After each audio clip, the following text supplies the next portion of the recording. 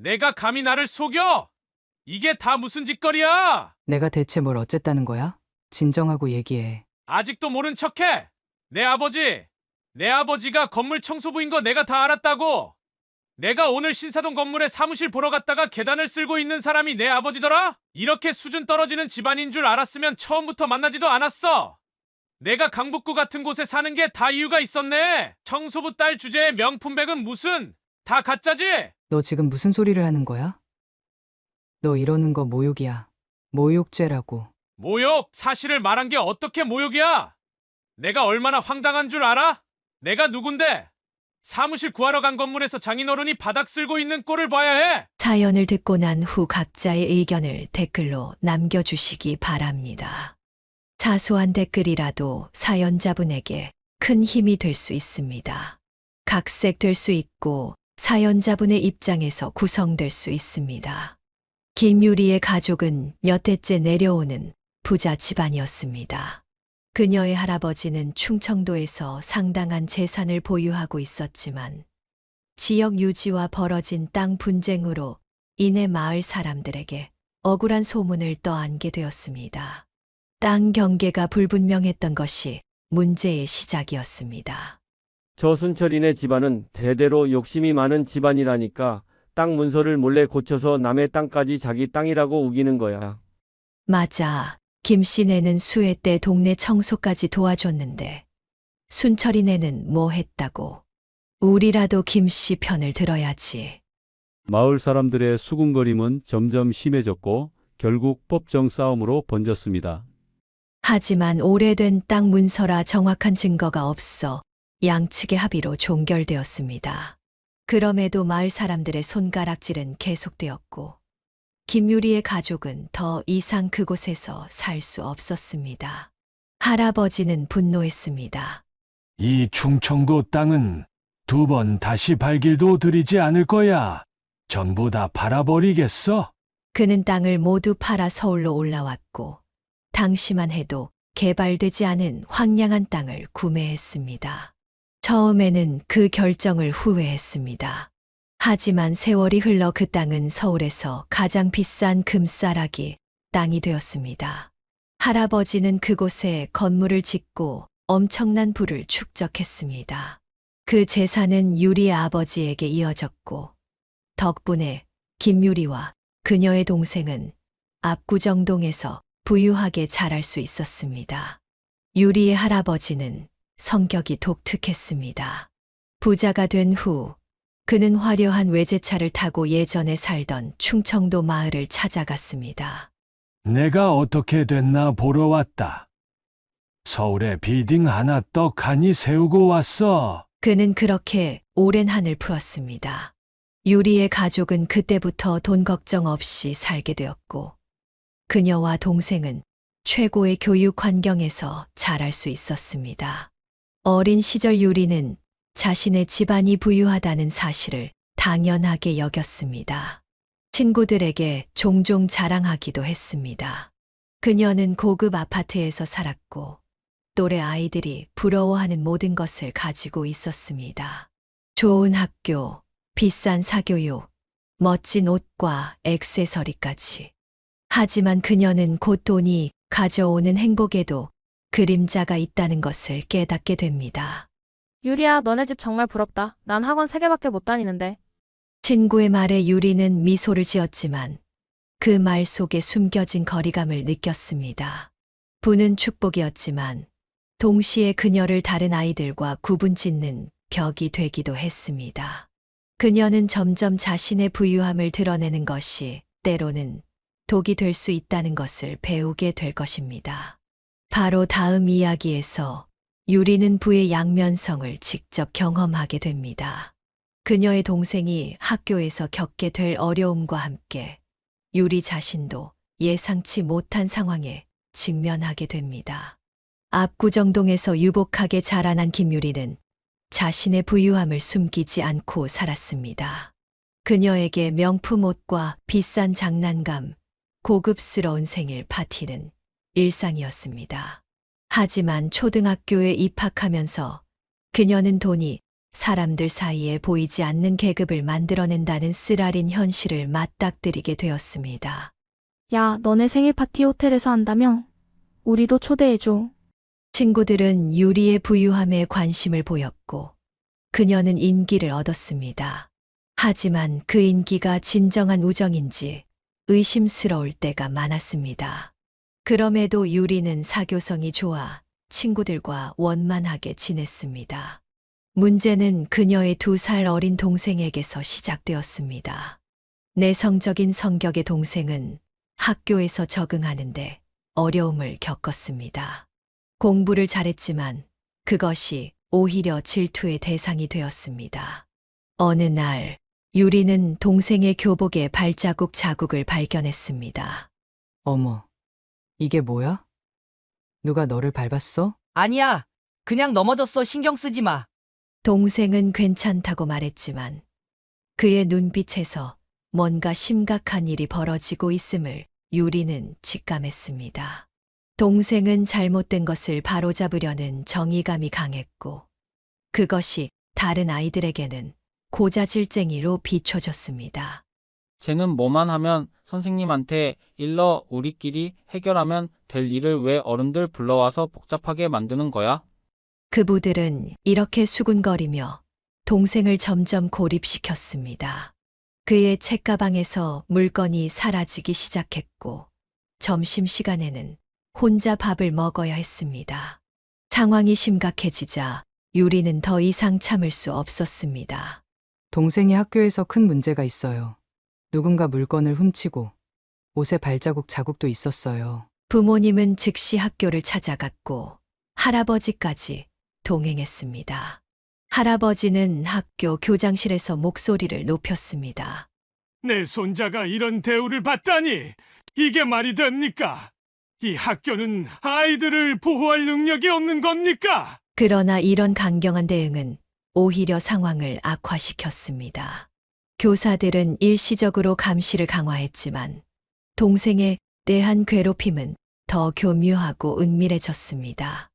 동생의 신발 속에 못이 발견되었고 체육 시간에는 아무도 그와 팀을 이루려 하지 않았습니다. 결국 동생은 등교를 거부했습니다. 학교에 안 갈래. 가기 싫어. 매일 아침 동생은 배가 아프다며 학교 가기를 거부했습니다. 의사는 신체적인 문제가 없다고 진단했고 심리적 스트레스가 원인이라고 설명했습니다. 부모님은 심각한 고민 끝에 가족 전체가 이사를 결정했습니다. 정말 이사 가야 해?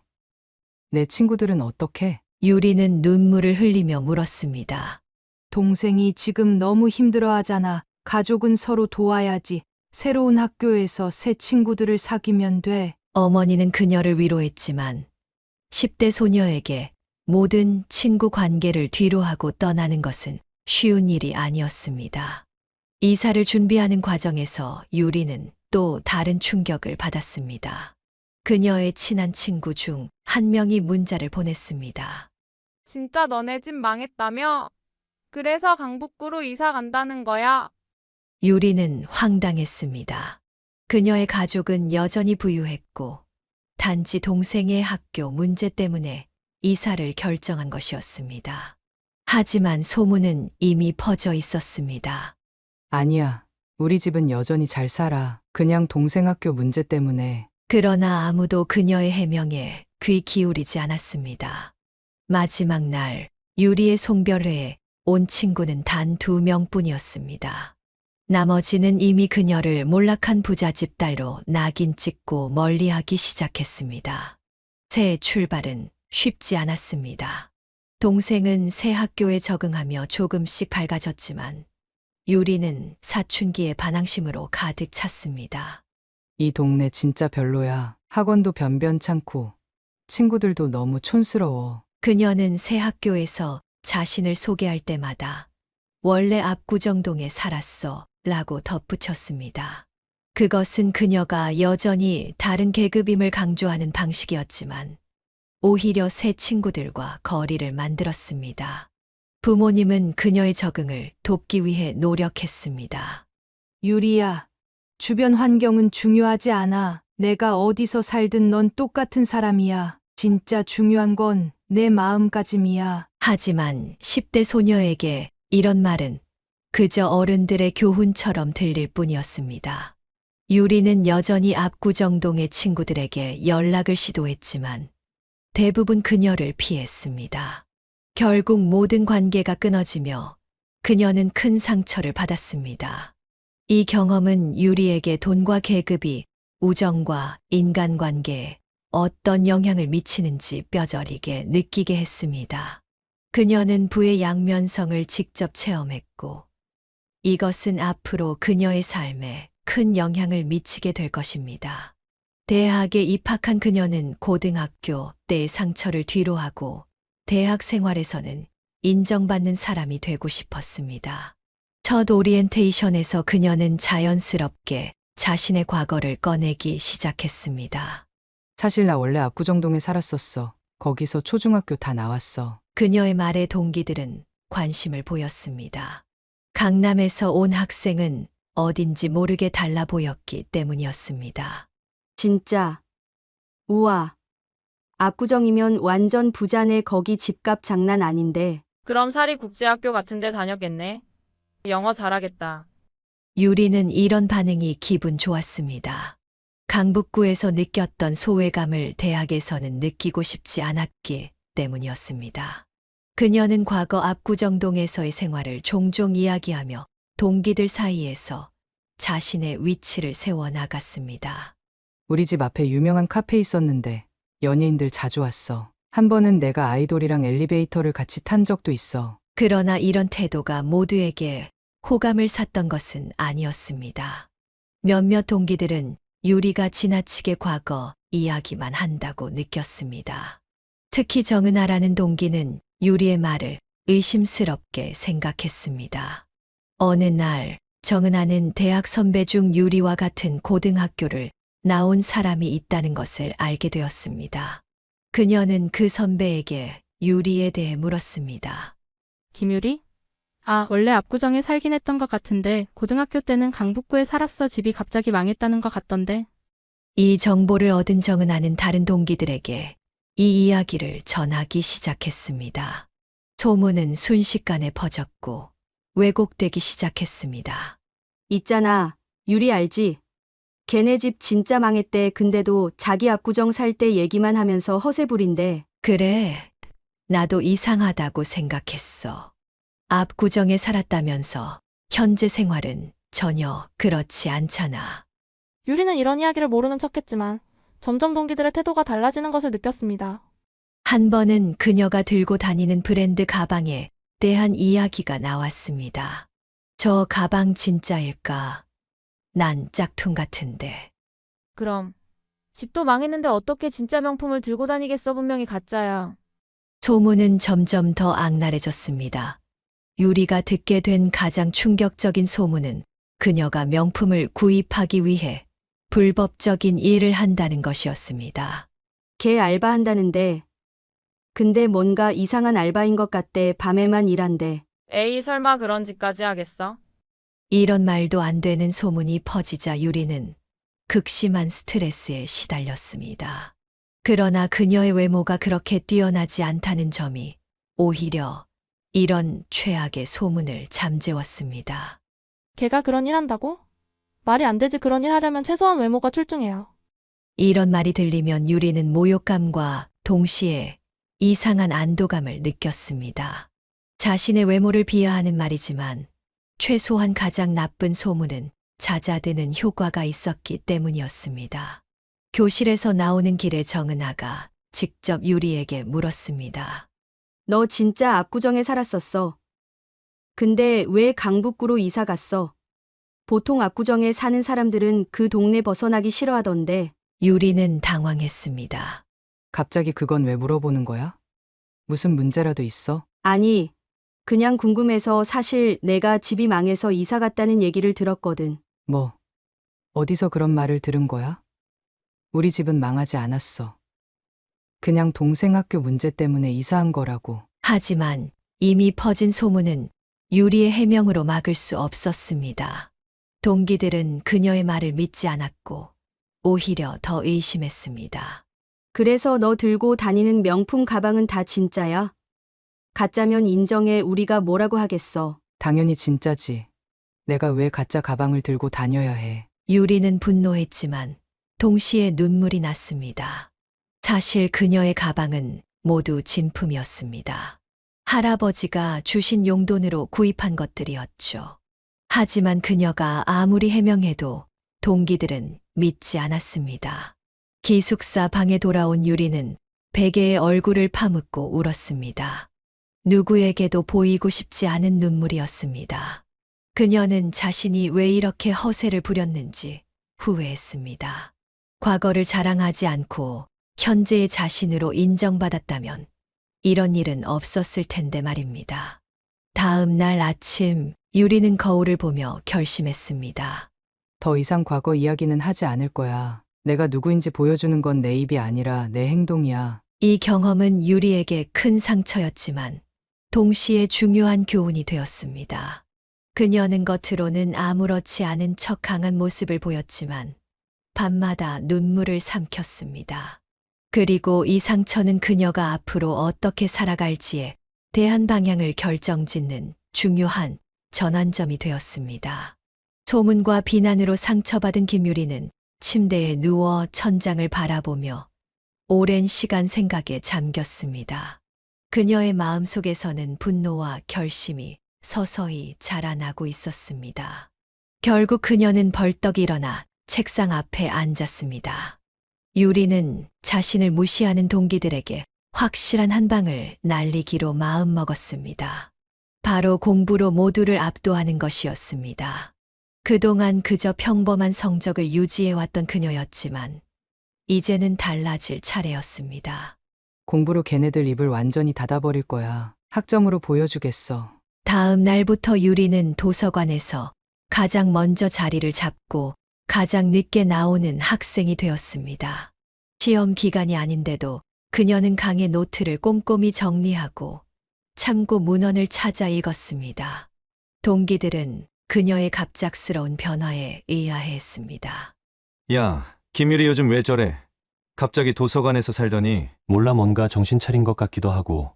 근데 좀 무섭다. 공부할 때 눈빛이 살기 가득해. 유리의 변화는 기숙사 룸메이트도 놀라게 했습니다. 유리야, 괜찮아? 요즘 너무 무리하는 거 아니야? 매일 새벽까지 공부하는 거 보면 건강이 걱정돼.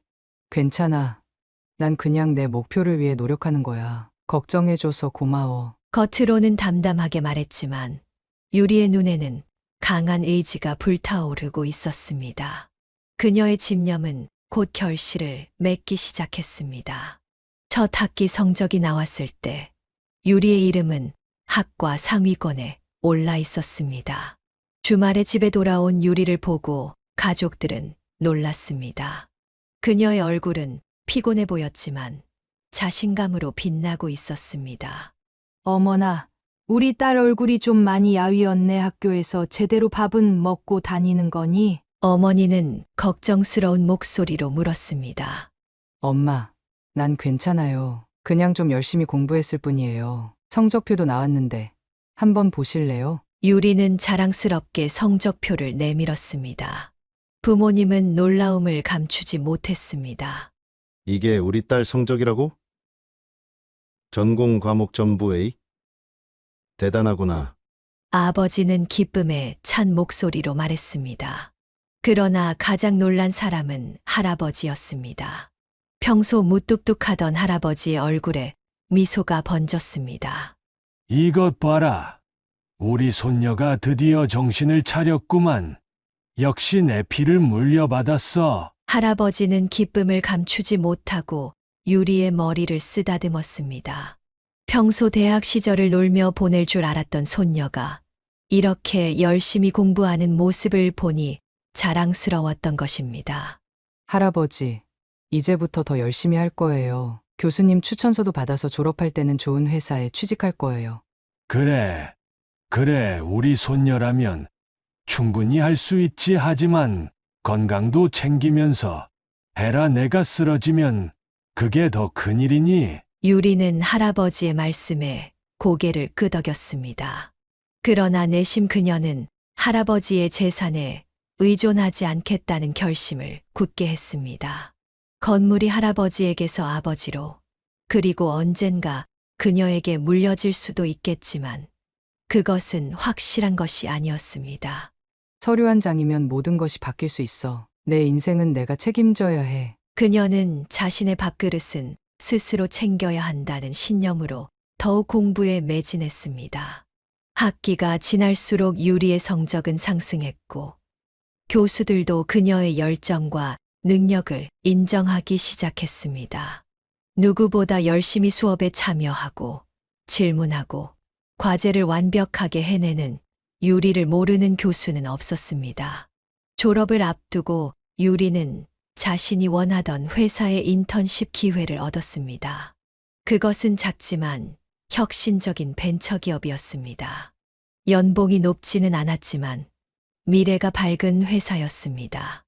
인턴십을 마친 유리는 정직원 제안을 받았고 다른 취업 제안들을 제쳐두고 그 벤처기업을 선택했습니다. 그녀가 인턴십 동안 보여준 능력과 열정이 회사 경영진에게 깊은 인상을 남겼기 때문이었습니다. 취업 소식을 들은 할아버지는 조금 실망한 기색이었습니다. 뭐, 그런 작은 회사에 들어간다고? 왜 하필 이름도 그런 생소한 중소기업에 가야 하는 거니? 할아버지, 이 회사는 규모는 작지만 성장 가능성이 무궁무진해요. 제가 직접 살펴본 결과예요. 저는 이 회사에서 많은 것을 배우고 성장할 수 있을 거라 확신해요. 할아버지는 고개를 저었지만 더 이상 말리지는 않았습니다. 유리의 눈빛에서 결심이 보였기 때문입니다. 유리는 첫 월급을 받던 날, 그 기쁨을 평생 잊지 못할 것 같았습니다. 비록 금액은 크지 않았지만 온전히 자신의 노력으로 번 돈이라는 사실이 그녀에게 큰 자부심을 주었습니다. 이제 시작이야. 내 발로 서서 내 길을 가는 거야. 그녀는 그동안의 여정을 돌아보며 미소를 지었습니다. 소문과 비난에 상처받았던 자신이 이제는 당당히 사회에 첫 발을 내딛게 되었습니다. 이 모든 것이 자신의 노력과 집념 덕분이었습니다. 회사에서 유리는 주어진 모든 업무에 열정을 쏟았고 그 결과 빠르게 인정받기 시작했습니다. 유리가 대학 시절 동기들을 만난 건 졸업 후 2년이 지났을 때였습니다. 동창회 자리에서 예전에 그녀를 비웃던 동기들은 이제 그녀를 다른 눈으로 바라보았습니다. 유리야, 너 요즘 잘 나가나 봐. 그 벤처기업 정말 승승장구한다던데. 다행히 회사가 잘 되고 있어. 나도 나름대로 열심히 하고 있고. 유리는 담담하게 대답했지만 가슴 속으로는 작은 승리감을 느꼈습니다. 이것이 바로 그녀가 원했던 성취였습니다. 말이 아닌 실력으로 인정받는 것. 과거가 아닌 현재의 자신으로 존중받는 것. 직장 생활에 몰두하던 김유리는 시간이 흐르면서 연애에도 관심을 갖게 되었습니다. 28살 무렵 그녀는 회사 관련 세미나에서 만난 한 남자와 연애를 시작했습니다. 정준호라는 이름의 그 남자는 차분하고 지적인 매력을 가진 금융권 종사자였습니다. 유리는 그의 안정적인 성격과 배려심에 마음을 열었고 둘의 관계는 3년 동안 순조롭게 이어졌습니다. 유리야, 이번 휴가 제주도 가는 거 어때? 요즘 너무 바빠서 제대로 데이트도 못했잖아. 준호는 종종 이런 제안을 하며 유리를 챙겼습니다. 그들의 관계는 서로 존중하고 배려하는 모습이었고 주변 사람들도 잘 어울리는 커플이라고 생각했습니다. 31살이 되던 해 유리는 준호와의 결혼을 진지하게 고민하고 있었습니다. 그런데 어느 날 준호의 노트북을 빌려 사용하던 중 충격적인 사실을 알게 되었습니다. 메신저가 자동 로그인되어 있었고 그곳에는 준호와 친구들 간의 대화방이 열려 있었습니다. 근데 진짜 유리네 집 신사동에 건물 있다며? 대박이네. 근데 걔가 좀 인색한 것 같아. 내가 벌써 3년이나 만났는데 해외여행 한번 제대로 보내준 적이 없어. 내가 제안해도 항상 자기 돈은 자기가 낸다고. 그래도 장기 투자 가치는 있잖아. 결혼하면 그 건물 내 거 되는 거 아니야? 그렇긴 한데 솔직히 유리는 내 스타일은 아니거든. 결혼해서 돈 걱정은 없을 것 같은데 나중에 내가 바람 피우지 않을 자신이 없어. 화면을 읽는 유리의 손이 떨렸습니다. 잠시 눈을 감고 심호흡을 했지만 충격은 가시지 않았습니다. 자신이 사랑한다고 믿었던 사람이 그저 돈을 보고 자신을 만났다니. 3년이라는 시간이 모두 거짓이었던 것입니다. 다음 날 유리는 준호를 만나 대화방의 내용에 대해 물었습니다. 난 그냥 장난으로 한 말이야. 친구들이랑 농담하는 거였어. 그걸 왜 그렇게 심각하게 받아들이는 거야? 준호는 당황하며 변명했지만 유리의 마음은 이미 돌이킬 수 없이 무너져 내렸습니다. 장난. 3년을 만나면서 내가 그저 돈덩어리로만 보였어. 내가 원했던 건 내가 아니라 우리 집 재산이었던 거야? 유리의 목소리가 떨렸습니다. 눈물을 참으며 그녀는 단호하게 말했습니다. 우리 이제 만나지 말자. 끝이야. 준호는 그녀를 붙잡으려 했지만 유리는 뒤돌아보지 않고 떠났습니다. 그날 밤 그녀는 오랫동안 울었습니다. 자신의 판단력을 의심하게 되었고 누구도 믿을 수 없다는 생각이 들었습니다.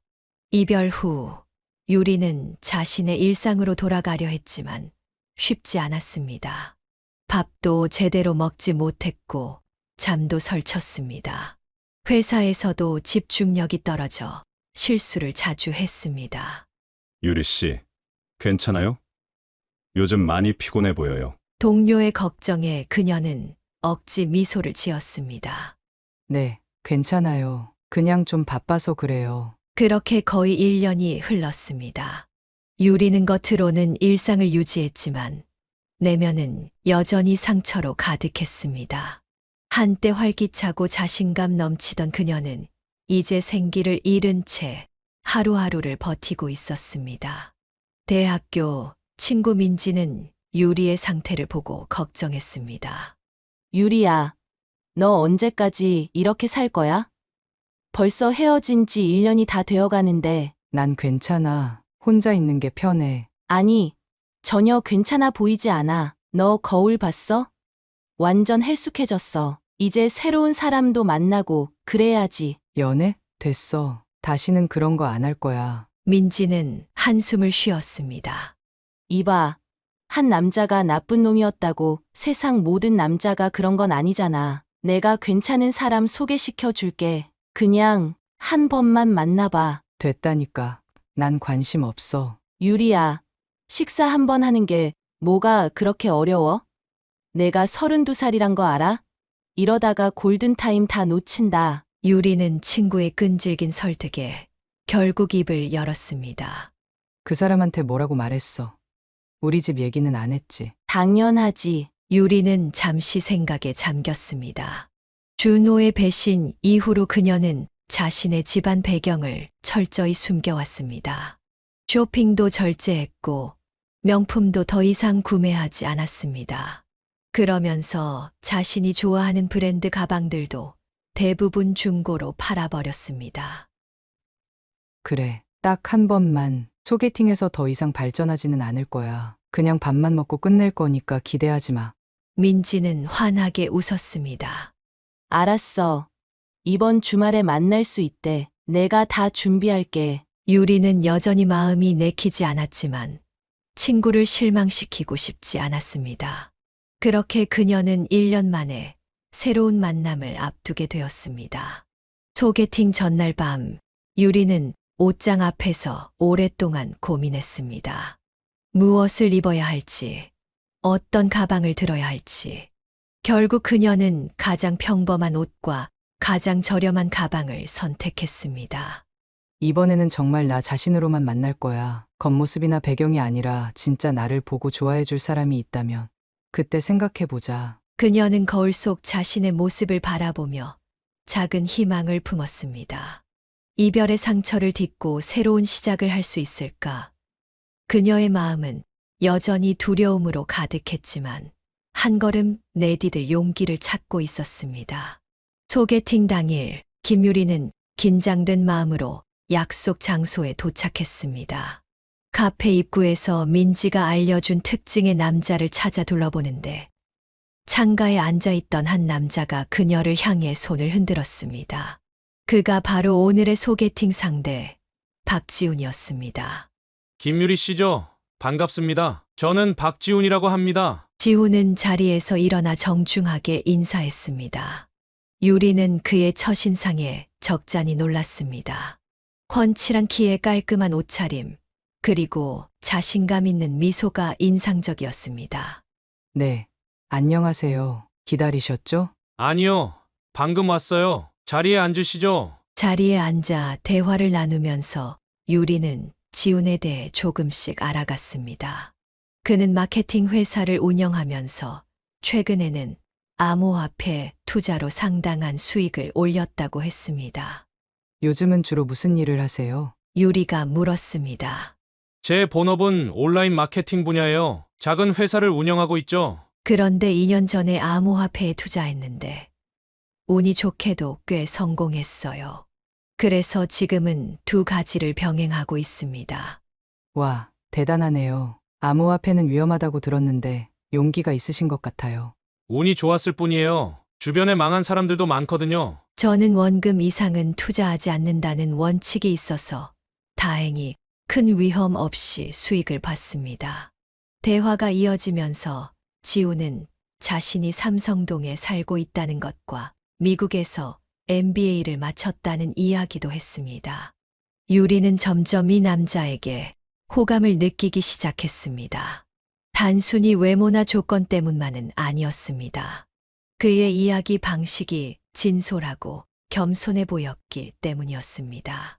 첫 만남 이후 둘은 자연스럽게 두 번째, 세 번째 데이트를 이어갔습니다. 영화도 보고 함께 식사도 하고 한강공원을 산책하기도 했습니다. 지훈은 데이트 비용을 계산할 때마다 유리에게 물었습니다. 이번에는 제가 계산할게요. 어떠세요? 아니에요. 우리 같이 내요. 제가 내 몫은 제가 낼게요. 정말요? 보통 여자분들은 남자가 다 내는 걸 좋아하던데. 저는 그런 거 불편해요. 서로 평등하게 부담하는 게 더 편하거든요. 지훈은 유리의 태도에 오히려 호감을 표했습니다. 솔직히 말하면 저도 그런 방식이 좋아요. 요즘 시대의 데이트 비용을 남자가 다 부담해야 한다는 건 좀 구시대적인 것 같아서요. 서로 독립적인 경제력을 가진 성인으로서 평등하게 나누는 게 맞는 것 같아요. 이 대화 이후 둘은 본격적으로 연애를 시작했습니다.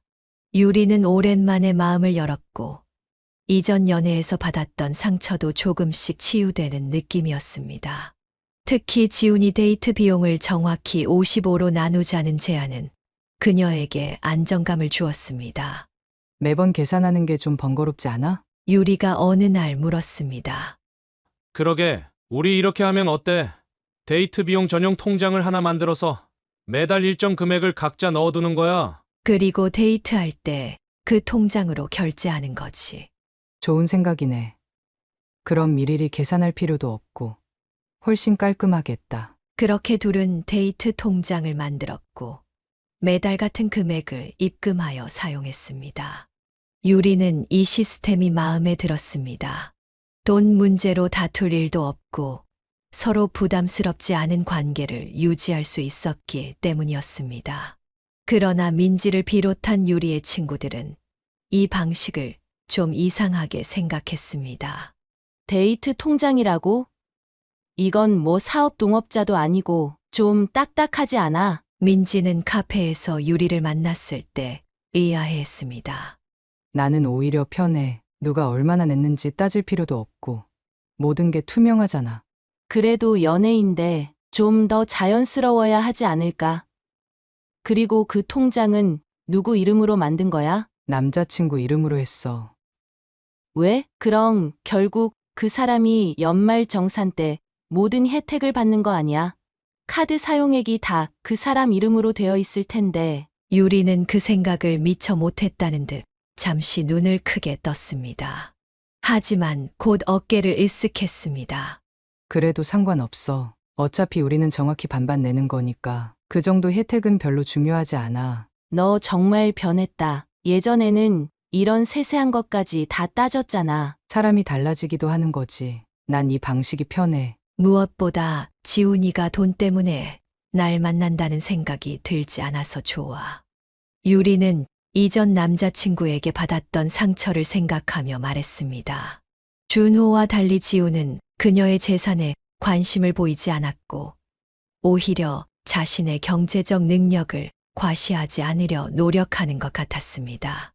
연애 6개월 차, 둘의 관계는 더욱 깊어졌습니다.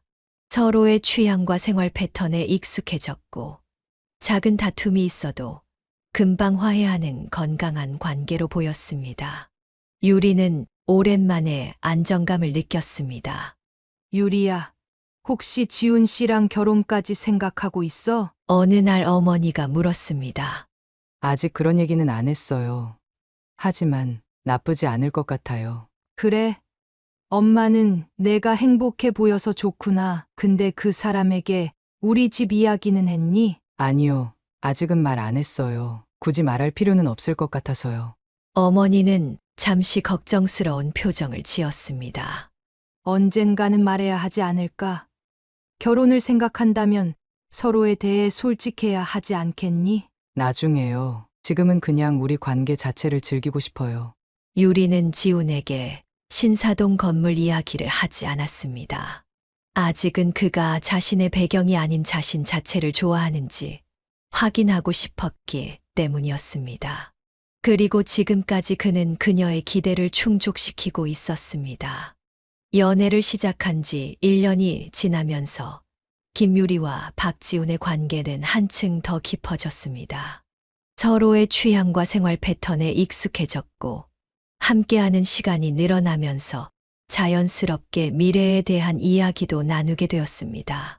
어느 가을 저녁 한강이 내려다 보이는 레스토랑에서 식사를 하던 중 지훈이 조심스럽게 입을 열었습니다. 유리야, 우리 만난 지도 벌써 1년이 넘었네. 앞으로 우리 어떻게 될지 한번 생각해 본 적 있어? 유리는 와인잔을 손가락으로 돌리며 잠시 생각에 잠겼습니다. 그녀도 이미 생각해 본 주제였습니다.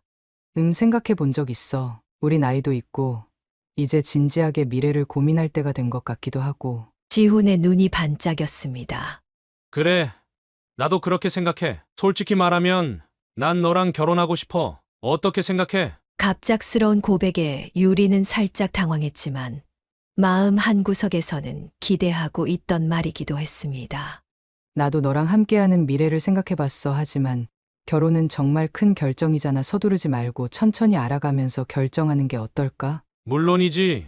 나도 너무 서두르고 싶진 않아. 그냥 우리 둘 다 같은 방향을 바라보고 있다는 걸 확인하고 싶었을 뿐이야. 대화는 자연스럽게 결혼 후의 생활로 이어졌습니다. 어디에 살지, 아이는 몇 명을 가질지, 각자의 커리어는 어떻게 할지 등 다양한 주제를 나누었습니다.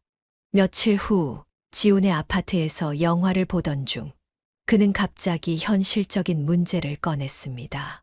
그런데 결혼하려면 신혼집도 마련해야 하고 결혼식 비용도 들고 우리 둘이 어떻게 준비하면 좋을까? 유리는 차분하게 대답했습니다. 우리 둘 다 어느 정도 모아둔 돈이 있으니까 반반 부담하면 될 것 같아. 신혼집은 적당한 아파트로 시작하고 나중에 여유가 생기면 더 좋은 곳으로 옮기는 건 어때? 지훈은 조금 망설이다가 말을 이었습니다. 사실 내가 요즘 암호화폐 시장이 좀 불안정해서 투자금 일부를 빼놓은 상태야. 그래도 괜찮은 액수는 있어서 결혼 자금으로 쓸 수 있을 거야. 그럼 다행이네. 나도 꾸준히 모아온 돈이 있으니까 걱정 마.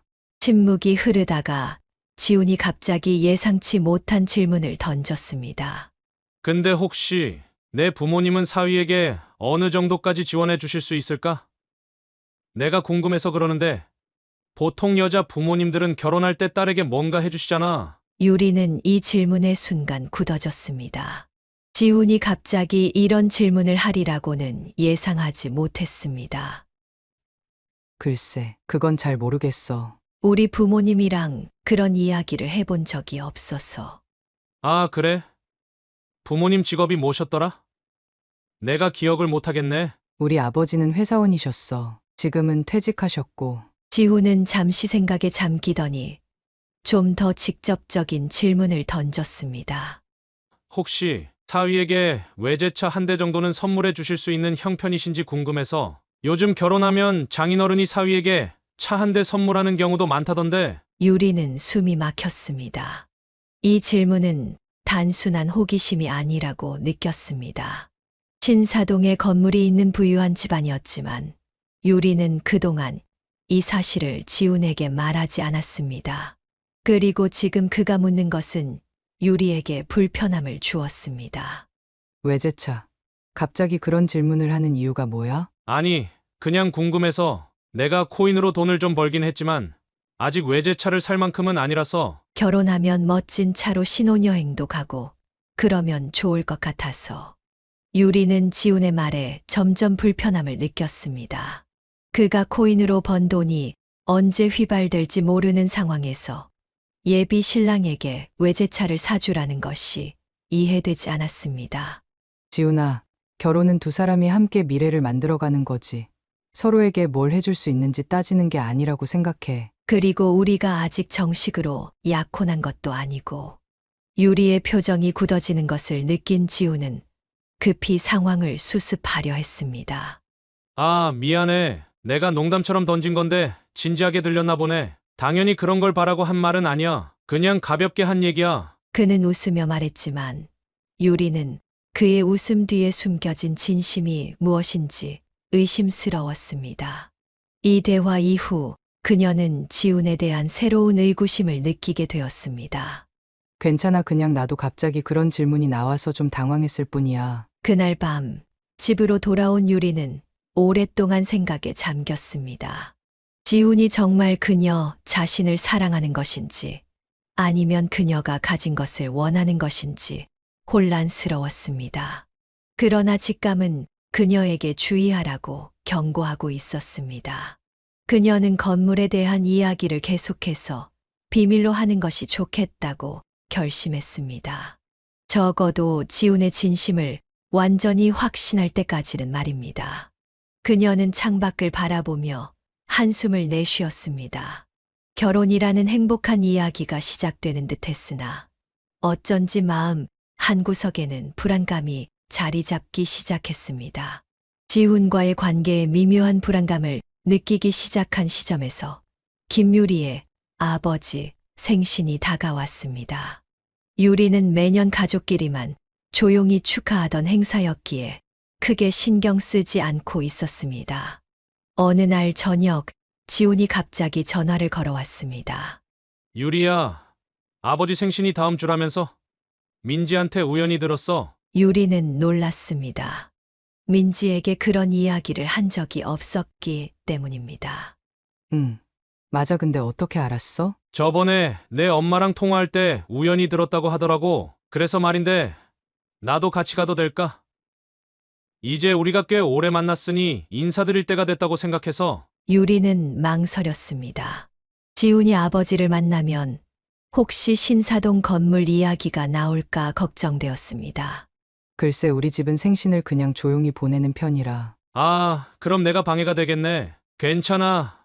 이해해. 지훈의 목소리에서 실망감이 느껴졌습니다. 유리는 갑자기 죄책감이 들었습니다. 아니야. 그런 뜻이 아니었어. 같이 가자. 부모님도 만나보고 싶어 하실 거야. 정말 고마워. 내가 선물도 준비할게. 장인어른께 뭐가 좋을까? 유리는 지훈이 너무 열의를 보이는 것 같아 불안했지만 이미 말을 꺼낸 이상 거절할 수 없었습니다. 생신 당일 지훈은 정장을 차려입고 고급 양주를 들고 나타났습니다. 그는 유리의 부모님께 정중하게 인사를 드렸고 특히 아버지와는 금방 대화가 통했습니다. 아버님, 제가 요즘 암호화폐 시장에 관심이 많은데 혹시 추천해 주실 만한 종목이 있을까요? 나는 그런 신식 투자는 잘 모르네. 안정적인 부동산이나 주식이 더 믿음직하다고 생각하는 편이야. 역시 경험에서 우러나오는 지혜는 다르네요. 저도 좀 더 안정적인 투자를 고민해 봐야겠습니다. 다행히 식사 내내 건물 이야기는 나오지 않았습니다. 아버지는 자신의 과거 회사 생활에 대해 이야기했고, 지우는 열심히 경청하는 모습을 보였습니다. 유리는 안도의 한숨을 내쉬었습니다. 식사를 마치고 돌아오는 길에 지훈이 말했습니다. 장인어른 정말 멋있으시다. 경험도 많으시고 지혜로우신 것 같아. 그래? 다행이다. 아버지도 마음에 들어 하신 것 같아. 그런데 말이야. 다음 달이면 우리 어머니 생신이신데 유리도 같이 왔으면 해. 어머니도 한번 뵙고 싶어 하셔. 유리는 잠시 망설였지만 자신도 지훈의 가족을 만나볼 필요가 있다고 생각했습니다. 그래, 좋아. 나도 어머님 뵙고 싶어. 어떤 선물이 좋을까? 어머니는 명품 좋아하시는데 향수 같은 게 어떨까? 유리는 지훈의 조언을 따라 유명 브랜드의 향수를 구입했습니다. 비싼 가격이었지만 첫인상이 중요하다고 생각했습니다. 지훈의 어머니 생신날, 그들은 강남의 고급 레스토랑에 도착했습니다. 지훈의 가족들과 친척들이 모여 있었고 분위기는 생각보다 형식적이었습니다. 어머니, 이쪽이 제가 말씀드렸던 김유리입니다. 아, 네, 만나서 반갑습니다. 지훈의 어머니는 유리를 위아래로 훑어보았습니다. 그녀의 시선이 불편했지만 유리는 미소를 유지했습니다. 어머님, 생신 축하드립니다. 작은 선물이지만 받아주세요. 유리는 정성스럽게 포장한 향수를 건넸습니다. 지훈의 어머니는 선물을 열어보더니 표정이 변했습니다. 어머, 이런 걸 다 난 향수를 안 뿌리는데. 요즘 젊은 사람들은 선물 전에 취향을 좀 알아보고 사는 것이 예의 아닌가? 유리는 당황했습니다. 지훈이 추천한 선물이었는데 어머니가 향수를 안 쓴다는 사실을 알려주지 않았던 것입니다. 죄송합니다, 어머님. 제가 미리 확인하지 못했네요. 괜찮아요. 다음부턴 좀 더 신경 써서 준비하세요. 유리는 얼굴이 화끈거렸습니다. 지훈은 아무 말도 하지 않고 어색하게 웃기만 했습니다. 식사가 끝나갈 무렵 갑작스러운 일이 벌어졌습니다. 지훈이 자리에서 일어나더니 모두의 시선이 집중된 가운데 한쪽 무릎을 꿇었습니다. 오늘 저에게 특별한 날입니다. 어머니의 생신을 축하드리면서 동시에 제 인생의 가장 중요한 결정을 하려고 합니다. 그는 주머니에서 작은 상자를 꺼내 유리 앞에 내밀었습니다. 유리야, 너랑 함께 평생을 살고 싶어. 나랑 결혼해 줄래? 유리는 완전히 얼어붙었습니다. 이런 상황을 전혀 예상하지 못했습니다. 주변에서는 환호성과 박수 소리가 터져 나왔습니다. 모든 사람들이 지켜보는 가운데 유리는 어쩔 수 없이 고개를 끄덕였습니다. 지우는 그녀의 손가락에 반지를 끼워 주었고 더 큰 박수 소리가 울려 퍼졌습니다. 집으로 돌아오는 차 안에서 유리는 말없이 창밖만 바라보았습니다. 왜 그래? 기쁘지 않아? 왜 미리 말해주지 않았어? 난 전혀 준비가 안 됐었어. 깜짝 이벤트로 하고 싶었어. 다들 좋아했잖아. 그건 너희 가족이지.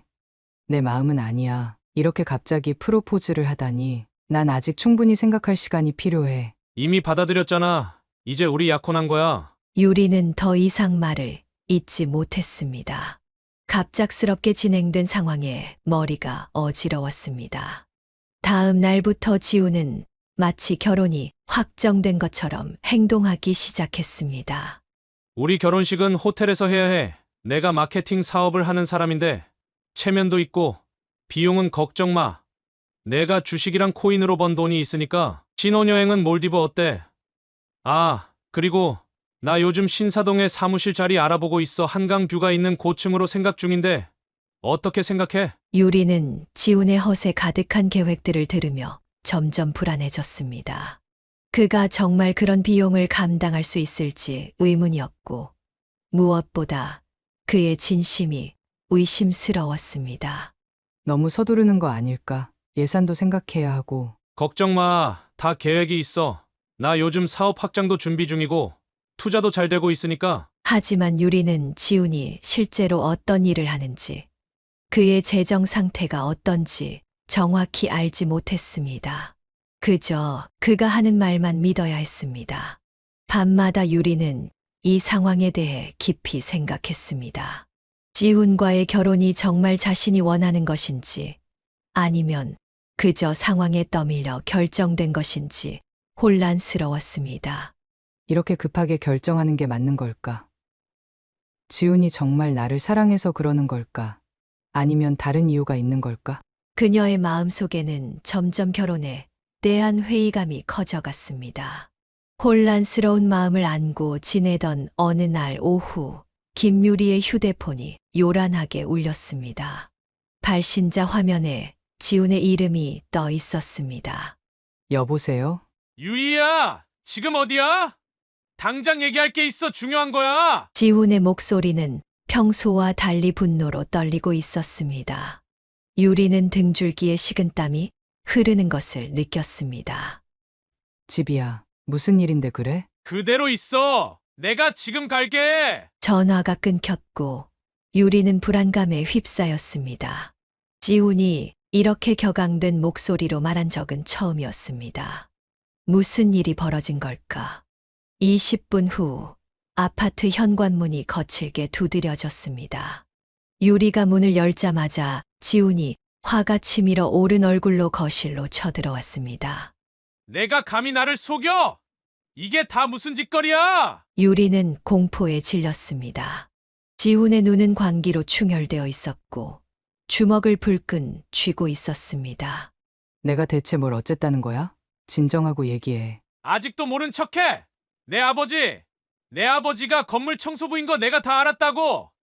내가 오늘 신사동 건물에 사무실 보러 갔다가 계단을 쓸고 있는 사람이 내 아버지더라? 유리는 충격으로 말문이 막혔습니다. 지훈은 계속해서 욕설을 퍼부었습니다. 이렇게 수준 떨어지는 집안인 줄 알았으면 처음부터 만나지도 않았어. 내가 강북구 같은 곳에 사는 게 다 이유가 있었네. 청소부 딸 주제에 명품백은 무슨, 다 가짜지? 유리의 뺨이 화끈거렸습니다. 그녀는 분노로 몸을 떨었습니다. 너 지금 무슨 소리를 하는 거야? 너 이러는 거 모욕이야. 모욕죄라고. 모욕? 사실을 말한 게 어떻게 모욕이야? 내가 얼마나 황당한 줄 알아? 내가 누군데? 사무실 구하러 간 건물에서 장인어른이 바닥 쓸고 있는 꼴을 봐야 해? 갑자기 방문이 열리고 유리의 아버지가 나타났습니다. 그는 지훈의 고함 소리를 듣고 나온 것이었습니다. 여기서 무슨 소란이야? 누구를 청소부라고 했나? 지훈은 잠시 당황했지만 곧 더욱 오만한 태도를 취했습니다. 아, 장인어른이라고 불러드려야 할지 청소 아저씨라고 불러드려야 할지 모르겠네요. 오늘 신사동에서 걸레질 하시는 거 봤습니다. 체면 좀 생각하시지. 사위될 사람 앞에서 그런 꼴을 보이시면 어떡합니까? 유리는 아버지가 격분할 것이라 예상했지만 뜻밖에도 아버지는 비웃음을 지었습니다. 자네가 본 게 맞군. 내가 오늘 건물을 점검하느라 청소 상태를 확인하고 있었지. 점검? 하하, 말도 안 되는 변명이네요. 직접 걸레 들고 닦으시던데요. 유리의 아버지는 서랍에서 서류 뭉치를 꺼내 지훈의 얼굴 앞에 던졌습니다. 이 멍청한 놈. 자네가 사무실 보려던 그 건물이 내 거야. 내가 청소부가 아니라 건물주라고? 이게 등기부등본이야. 내 이름 적혀있지? 지훈의 얼굴에서 핏기가 싹 가셨습니다. 그는 서류를 떨리는 손으로 들어 확인했습니다. 분명 유리 아버지의 이름으로 된 건물 소유권 증명서였습니다. 이게 어떻게 아니? 이럴 수가. 내 건물은 내가 직접 관리한다. 관리인들이 구석구석 제대로 청소하는지 확인하는 건 당연한 일이지. 자네 같은 허세꾼은 이해 못하겠지만. 지훈은 서류를 내려놓고 태도를 180도 바꿨습니다. 아, 오해였군요. 정말 죄송합니다. 제가 순간 너무 놀라서. 장인어른, 아니 회장님 용서해 주세요. 유리는 경멸스러운 눈빛으로 지훈을 쳐다보았습니다. 이제 와서 뭘 바꿔. 너의 진짜 모습을 봤어. 넌 사람을 돈과 지위로만 판단하는 쓰레기였어. 아니야, 유리야. 내가 잠시 실수한 거야. 우리 관계는 너무 소중해. 이런 작은 오해로. 작은 오해? 넌 우리 아버지를 청소 아저씨라고 불렀어. 그리고 왜 갑자기 회장님이라고 불러?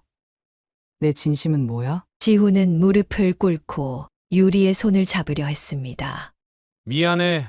정말 미안해. 난 너를 사랑해. 그리고 사실 내가 요즘 사업이 안 좋아서 코인도 많이 떨어지고. 유리가 비웃으며 그의 손을 뿌리쳤습니다. 알고 있어. 내가 SNS에 가짜 뉴스 퍼뜨려서 클릭 수익 올리는 일 한다는 것도, 코인으로 망해서 빚더미에 앉았다는 것도. 지훈의 얼굴이 창백해졌습니다. 그의 모든 비밀이 드러난 것입니다. 어떻게 알았어? 다 조사했어. 내가 외제차 타고 다니는 것도 렌트카였지. 삼성동 아파트도 친구 거 빌린 거고. 사기꾼은 오히려 너라고. 지훈은 완전히 패닉에 빠졌습니다. 그는 갑자기 울부짖기 시작했습니다. 제발, 날 버리지 마. 내가 다 잘못했어. 난 그냥 내가 부자인 줄 모르고 나도 성공하고 싶었어. 이제 다 솔직하게 말할게. 제발 한 번만 용서해줘. 유리의 아버지가 차갑게 말했습니다. 우리 집 대문 밖으로 나가주시지. 다시는 내 딸 앞에 나타나지 마라. 안 그러면 경찰에 신고할 거니까. 그렇게 알고? 지훈은 마지막으로 애원하는 눈빛을 보냈지만 유리와 아버지의 단호한 태도 앞에서 더 이상 할 말이 없었습니다. 그는 자존심까지 내던지고 바닥을 기다시피 현관을 향해 기어갔습니다. 제발 기회를. 나 유리 없이 못 살아. 유리는 지훈의 애처로운 모습에도 냉정함을 유지했습니다. 문이 닫히자 그녀는 깊은 한숨을 내쉬었습니다. 아버지, 죄송해요. 이런 사람을 데려와서. 아버지는 딸의 어깨를 토닥였습니다. 괜찮다. 결혼 전에 그 사람의 본 모습을 알게 되어 다행이야. 이런 인간과 평생을 살았다고 생각해봐. 유리는 고개를 끄덕였습니다.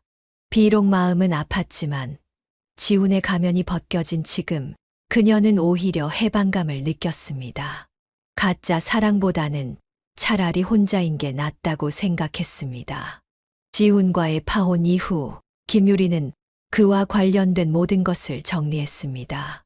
휴대폰에서 지훈의 번호를 차단하고 SNS 친구 목록에서도 삭제했습니다. 데이트 통장도 해지했고 그가 선물했던 물건들은 모두 박스에 담아 창고에 처박아 두었습니다. 그녀는 철저하게 지훈을 자신의 생활에서 지워나갔습니다. 하지만 지훈은 그렇게 쉽게 포기하지 않았습니다. 파혼 사흘 후 유리가 회사에서 퇴근하는데 지훈이 회사 앞에서 기다리고 있었습니다. 유리야, 제발 내 말 좀 들어봐. 내가 정말 큰 실수를 했어. 정말 미안해. 지훈은 꽃다발을 들고 유리 앞에 무릎을 꿇었습니다. 주변 동료들이 쳐다보기 시작했고 유리는 당혹스러웠습니다. 여기서 이러지 마. 우리 끝났다고 했잖아. 더 이상 볼 일 없어. 내가 진심으로 반성하고 있어. 내 가치를 몰라봐서 죄송해. 한 번만 용서해줘. 내가 평생 너한테 잘할게. 유리는 그를 무시하고 지나치려 했지만 지훈은 계속 따라오며 사정했습니다. 결국 회사 경비원이 출동해 지훈을 제지했고 유리는 택시를 타고 달아났습니다. 이튿날은 더 심각했습니다. 지훈이 신사동 건물까지 찾아가 유리의 아버지를 만나려 했던 것입니다. 경비원들의 제지에도 불구하고 강제로 들어가려 했고 결국 유리의 아버지와 마주치게 되었습니다. 장인어른, 제발 저 좀 도와주세요. 유리를 다시 만나게 해주세요. 제가 잘못했습니다. 평생 후회하고 있어요. 유리의 아버지는 대걸레를 들고 있었는데 흥분한 지훈이 자꾸 다가오자 참지 못하고 대걸레로 그를 내리쳤습니다. 이 뻔뻔한 놈! 내 딸을 가지고 장난치다니! 당장 꺼져!